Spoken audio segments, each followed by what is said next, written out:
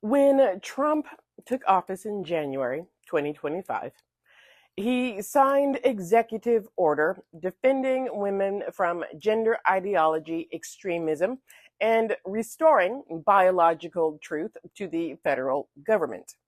The order seeks to eliminate what it defines as gender ideology from federal policies and communications. The order defined gender ideology as the idea of a vast spectrum of genders that are disconnected from one's sex and asserted that only two sexes, male and female, exist, even though scientists say otherwise. The order directs agencies to ensure that government issued documents, such as passports and visas, reflect the holder's sex at birth. Now, based on this executive order, the National Endowments for the Arts, NEA, introduced new regulations in February that stated federal funds shall not be used to promote gender ideology, including the false claim that males can identify as and thus become women and vice versa. This was applied to the NEA grant application process. In March of 2025, the ACLU's Rhode Island branch filed a lawsuit on behalf of several theaters, claiming that the NEA's new policy would limit the kind of works that can be shown, a violation of the group's First Amendment rights. The ACLU requested a preliminary injunction to block the restrictions entirely. Now, after the lawsuit was filed, the NEA agreed to suspend the controversial requirement that grant applicants certify that they would not promote gender ideology.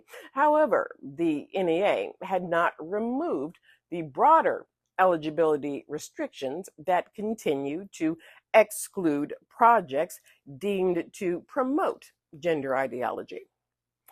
In that same month, March, after another lawsuit, the NEA agreed to drop the requirement that applicants pledge compliance with another executive order restricting diversity, equity, and inclusion initiatives. This concession was short-lived.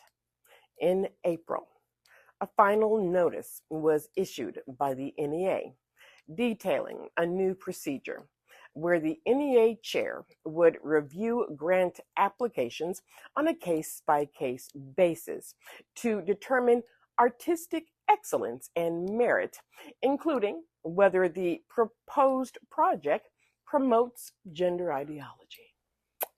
Well, in September, a federal court found that the NEA's policy violates the First Amendment and the Administrative Procedure Act, APA.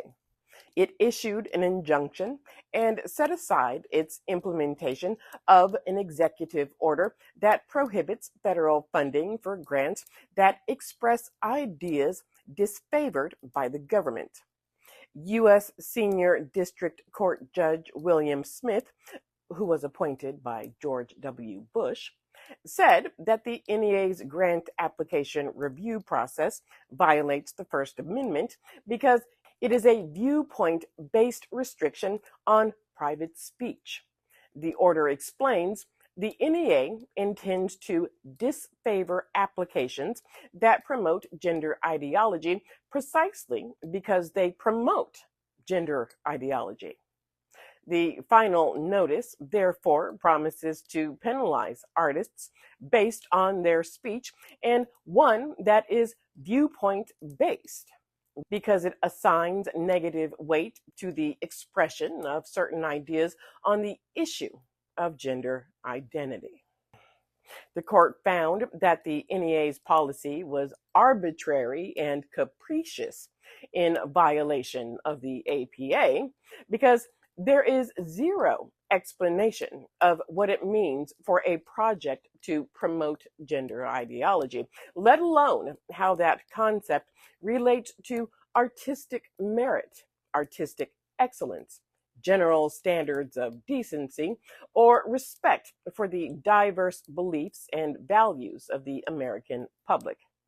Smith also wrote, the NEA was designed not as an instrument of political communication, but as a vehicle for private expression.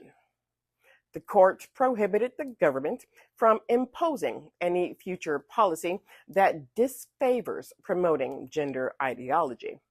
This offers added protection and a clear legal roadmap if new restrictions are attempted. Granted, the court's ruling may be permanent, but it is possible for the government to appeal. And trust me, they will appeal.